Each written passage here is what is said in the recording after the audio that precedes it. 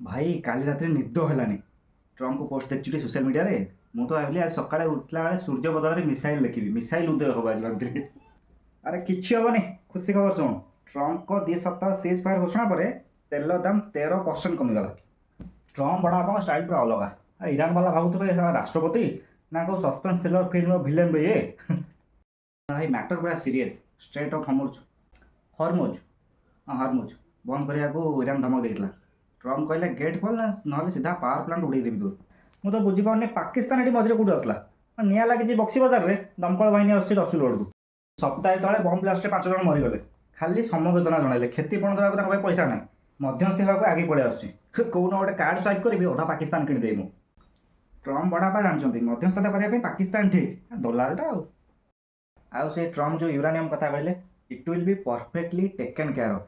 ସେ ପରଫେକ୍ଟଲି ଶବ୍ଦ ଶୁଣି ମୁଁ ଭାବିଲି ବୋଧେ ଇରାନର ୟୁରାନିୟମ୍ କୋଉଠି ରଖିକି ଲକରରେ ନିଜ ମାନେ ଚାବିଟା ନିଜ ପାଖରେ ରଖିବି। ଚାବି କଥା ଜାଣିନି, କିନ୍ତୁ ମୋ ସାଇକେଲଟା ସଜାଡ଼ି ରଖିବି ମୁଁ। କିଏ ଜାଣିବ ପୁଣି 2 ସପ୍ତାହ ପରେ ତାଙ୍କର ସିଜ୍ ଫାୟାର ସରିଯିବ, ପୁଣି ଡେଡଲାଇନ୍ ଖେଳିବେ, ତେଲ ରେଟ୍ ପୁଣି ବଢ଼ିଯିବ। ଏବେଠୁ ସାଇକେଲଟା ସଜାଡ଼ି ରେଡ଼ି କରି ରଖିଦେବି, ଗଲା ଆଉ କ'ଣ। କହିହେଉନି 2 ସପ୍ତାହ ସିଜ୍ ଫାୟାର ସରିଲା ପରେ ଯଦି ପୁଣି ଆସି କହିବେ ବାସ୍ ବହୁତ ହେଇଗଲା, ଏଥର ଖାଲି ମିସାଇଲ୍ ଉଡ଼ିବ। କହିହେଉନି ନା, କିଛି ବି କରିପାରନ୍ତି, ପାଗଳଟା ନା।